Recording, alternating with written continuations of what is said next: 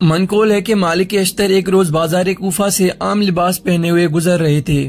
ایک بازاری مرد نے جب ان کو دیکھا تو اپنی نگاہ میں حقیر اور پست جانا اور حقارت سے ان کی طرف ایک پتھر پھینکا۔ مالک اشتر نے اس کی طرف کوئی توجہ نہ دی۔ کسی نے اس بازاری شخص سے کہا، تجھ پر وائے ہو، تو نے یہ کیا کیا؟ تم جانتے ہو کہ تم نے کس کی طرف پتھر پھینکا ہے؟ اس نے کہا نہیں۔ کہا یہ مالک اشتر حضرت امیر المومنین مولا علی علیہ السلام کے اصحاب میں سے ہیں۔ اس شخص کا بدن لرزنے لگا اور مالک اشتر سے عذر خواہی کے لیے چل پڑا۔ دیکھا کہ مالک اشتر مسجد میں نماز پڑھ رہے ہیں۔ جب مالک اشتر نماز سے فارغ ہوئے تو وہ بازاری شخص مالک اشتر کے پیروں میں گر گیا اور عذر خواہی کرنے لگا۔ مالک اشتر نے کہا کوئی بات نہیں، نہ ڈرو، خدا کی قسم میں مسجد میں فقط تمہاری وجہ سے آیا ہوں اور خدا سے تمہارے لیے مغفرت کی دعا کی ہے۔